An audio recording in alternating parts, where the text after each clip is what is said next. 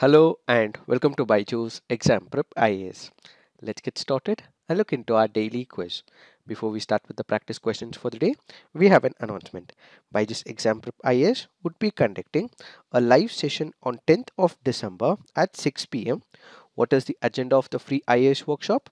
This will be about study plan, Booklist and Current Affairs preparation strategy for UPSC CSE, and the session will be handled by Rohit Kumar sir explicitly on the Byjus Exam Prep application. So please do tune in live on 10th of December at 6 p.m. Let's get started and look into the first question. The Constitution Amendment Act, which granted citizens a fundamental right to form cooperative societies, is 88th Amendment, 89th Amendment, 92nd Amendment, 97th Amendment. The answer to this is 97th Amendment. Why have we taken this practice question? Because this article on the Hindu makes a reference to the cooperative societies. The 97th Constitutional Amendment Act of 2011 gave constitutional status and protection to the cooperative societies. In this context, it made the following changes in the Constitution. 1. It made the right to form cooperative societies a fundamental right under Article 19. It included a new directive principle of state policy for the promotion of the cooperative societies under Article 43 of P. It added a new part 9p of the Constitution, which is entitled to the cooperative societies. So these were the changes that were introduced as part of the 97th Constitutional Amendment. Now we have the central government, which has introduced Multi-State Cooperative Societies Amendment Bill of 2022. Why? So that they could enhance the transparency and accountability, improve the ease of doing business by reducing the period of investigation. The bill seeks to strengthen governance, reform the electoral process, improve the monitoring mechanism, and ensure ease of doing business in multi-state cooperative societies. It also aims to improve composition of boards and ensure financial discipline, besides enabling the raising of funds in the multi-state cooperative societies. Now let's look into the next practice question. Consider the following statements. Kaundinya Wildlife Sanctuary is a wildlife sanctuary and an elephant reserve situated in Andhra Pradesh. The Indian elephant is the state animal of Andhra Pradesh. Operation Shikar was undertaken to stop the illegal trade in ivory. Which of the statements given above are correct? The answer to this is 1 and 3 only. Why have we taken this practice question? Because this article on the Hindu makes a reference to the elephants and the Kaundinya Wildlife Sanctuary, which is why we have taken this practice question. Let's look into the statements. The first statement reads, Kaundinya Wildlife Sanctuary is a wildlife sanctuary and an elephant reserve situated in Andhra Pradesh. This statement is right.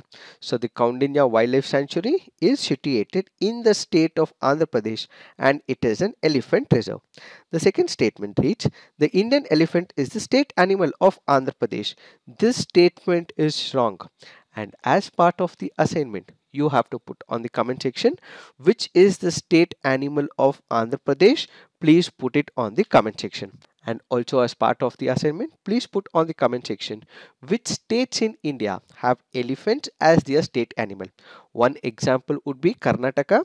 The state animal of Karnataka is elephant. There are other states as well. Which are these states? Please put it on the comment section. Operation Shikar was undertaken to stop the illegal trade in ivory. This statement is right. Now let's look at one of the projects initiated to safeguard the elephants. That is Project Elephant. This is a central government sponsored scheme launched in February 1992. Through the Project Elephant scheme, the government helps in the protection and management of elephants to the states having wild elephants in a free-ranging population. It ensures the protection of elephant corridors, elephant habitat for the survival of elephant population in the wild.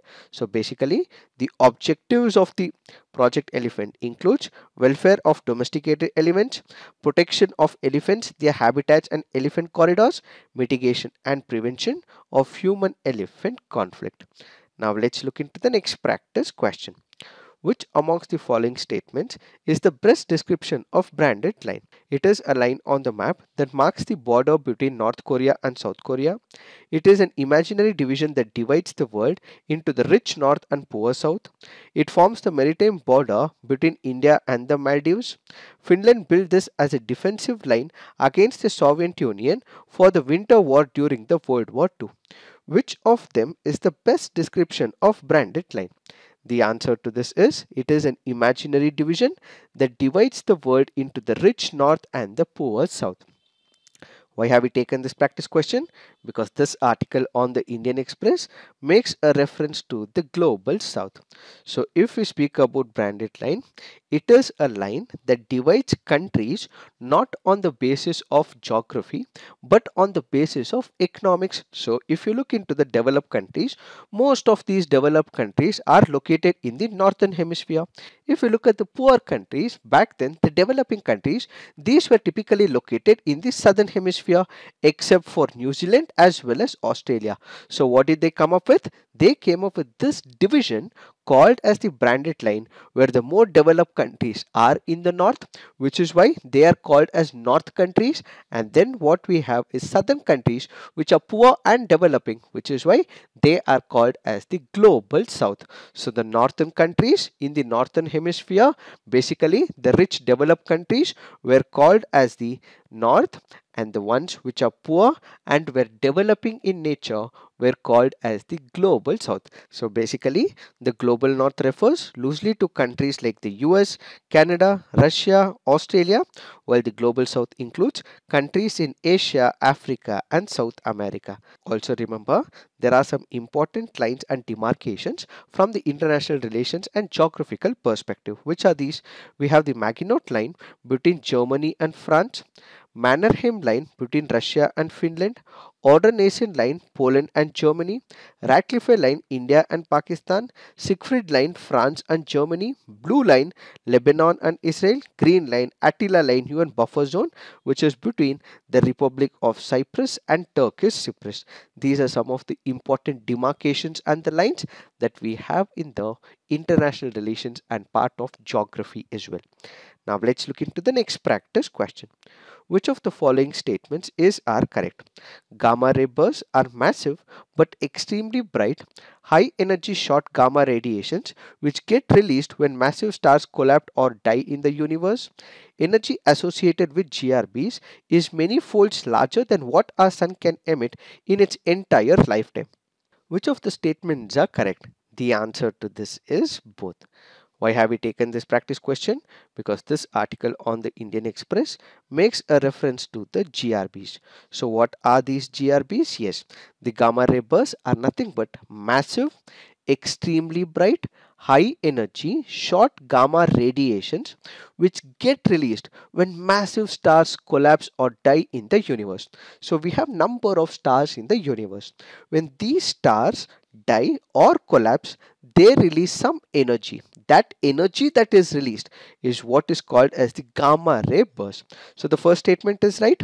When you look into the second statement, energy associated with GRBs is many folds larger than what our sun can emit in its entire lifetime. This statement once again is right. So this article on the Indian Express goes on to say, in a first of its kind detection, a team of astronomers have recorded a rare astronomical event involving a compact binary merger emitting long gamma ray burst twined with the kilonova emissions, a never before scientifically accepted or proven combination. India's largest optical telescope, which happens to be Devastal Optical Telescope, and this is operated by the Aryabhatta Research Institute of National Sciences. Where is it present? It is present in Nainital. So making use of this telescope, they were able to discover, and this telescope happens to be India's largest optical telescope. Where is it present? It is present in Eris in Nainital. This can also be important from the preliminary examination point of view. Now let's look into the next practice question. Consider the following statements. A bill amending the Constitution requires a prior recommendation of the President of India. When a constitutional amendment bill is presented to the President of India, it is obligatory for the President of India to give his or her consent. A constitutional amendment bill must be passed by both the Lok Sabha and Rajya Sabha by a special majority, and there is no provision for joint sitting. Which of the statements given above are correct? The answer to this is 2 and 3 only. This happens to be a previous year question from the year 2022. When you look into the first statement, it reads, a bill amending the constitution requires a prior recommendation of the President of India. This statement is incorrect. Why? Because the constitutional amendment bill can be introduced by the minister, and this does not require the prior permission from the president. So the first statement is wrong. The second and the third statement are right, which is why the answer to this would be B. Now let's look into the fact of the day. The fact of the day for today's discussion is Greater Tipraland. Let us try and understand what is this concept all about. This is a proposed name by the Tipra people of Tripura. When you look at Tripura, Tripura was a kingdom ruled by Manikya dynasty from the late 13th century until the signing of the instrument of accession with the Indian government on October 15, 1949. What exactly happened? After India was divided into India and Pakistan, what we had was East Pakistan, which is now Bangladesh. Many people from East Pakistan started moving to Tripura, and at the same time, number of people from the state of West Bengal as well. They also started moving to Tripura as well. If we look at data from 63.77% in 1881, the population of the tribals in Tripura was down to 31.80% by 2011. So the Tripura tribals, who were a majority before the independence, became kind of minority after the independence due to large scale migration of the Bengalis to Tripura.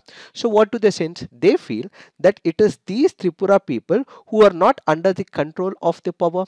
They feel they do not have any power in the state apparatus, and at the same time they also feel that their cultural value system may change because of the large influx of the demographic. So because you had large number of Bengalis who come up to this particular state of Tripura, the local tribals do not wield much of the power. All the political power is now with the migrants who have come from another state or from a different country, and as a result they lose the political and economic power. This is now shifted to the immigrants, and which is why they feel that their existence may be under threat, and that is the primary reason they are asking for the Tipraland. So Tipraland is all those regions where they are in majority. They would want to retain their political and the economic power. The demand mainly stems from the anxiety of the indigenous communities in connection with the change in the demographics of the state, which has reduced them to a minority. It happened due to displacement of Bengalis from the erstwhile East Pakistan between 1947 and 1971. In order to address their concerns in the past, we have the Tripura Tribal Areas Autonomous District Council, which was formed under the 6th schedule of the Constitution in 1985 to ensure development and secure the rights and cultural heritage of the tribal communities. The TTADC, which has legislative and executive powers, covers nearly two-thirds of the state's geographical area. The council comprises 30 members, of which 28 are elected, while 2 are nominated by the governor. Also, out of the 60 assembly seats in the state, 20 are reserved for the scheduled tribes. Greater Tipraland now envisages a situation in which this entire TTADC area will be separate state.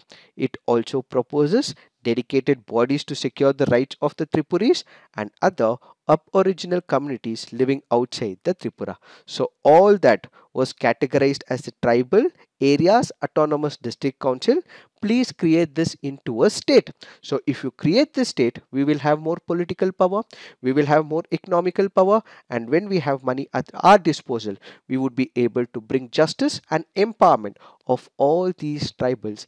And that is the reason for asking for the establishment of new state in the form of a Tipraland. So Tipra people feel that without full governmental power, the indigenous Tipra people cannot survive, and as a result, what they are seeking for is an establishment of a greater Tipraland. It is this that we have to understand with respect to this topic. So this is it for today. Thank you for watching. All the best.